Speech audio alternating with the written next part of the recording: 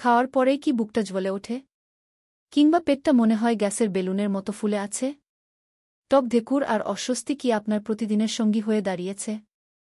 যদি উত্তর হ্যাঁ হয়, তাহলে আজকের ভিডিওতে আমি আপনাদের ওষুধ ছাড়াই গ্যাস্ট্রিকের যন্ত্রণা থেকে মুক্তি পাওয়ার এমন 5টি ম্যাজিকের মতো কার্যকরী নিয়ম বলব, যা আজ থেকে মেনে চললে আপনি এই সমস্যা থেকে অনেকটাই মুক্তি পেতে পারেন। চলুন আর এক মুহূর্ত দেরি না করে শুরু করা যাক।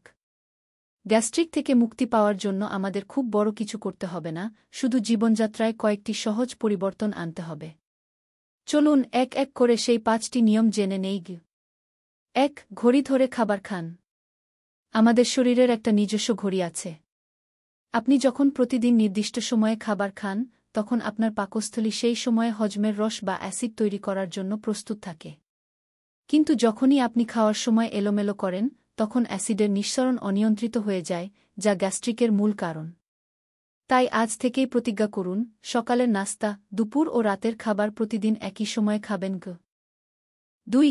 একবারে বেশি নয়, বারে বারে অল্প খান।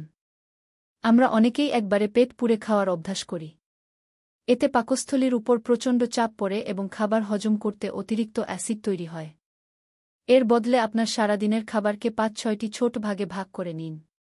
এতে আপনার হজম প্রক্রিয়া সহজ হবে এবং গ্যাস হওয়ার প্রবণতা কমবে। নিয়ম নম্বর 3. রাতের খাবার হোক তাড়াতাড়ি। এটি গ্যাস্ট্রিক প্রতিরোধের সবচেয়ে গুরুত্বপূর্ণ নিয়মগুলোর একটি। রাতের খাবার খাওয়ার পরেই ঘুমিয়ে পড়লে খাবার ও অ্যাসিড খাদ্যনালীর দিকে ফেরত আসতে পারে, যা থেকে মারাত্মক বুক জ্বালা বা অ্যাসিড রিফ্লাক্স হয়।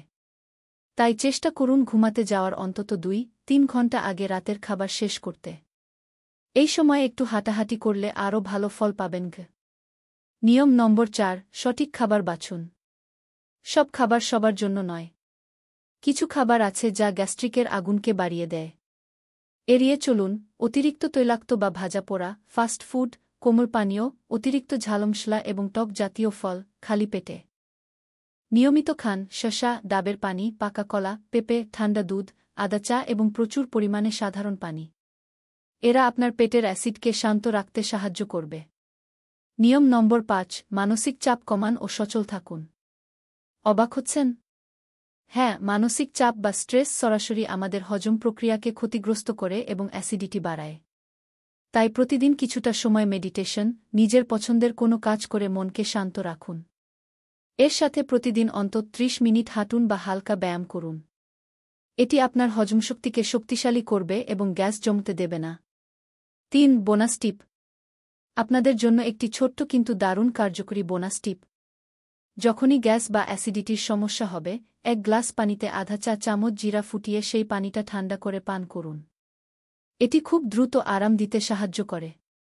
4. সতর্কতা।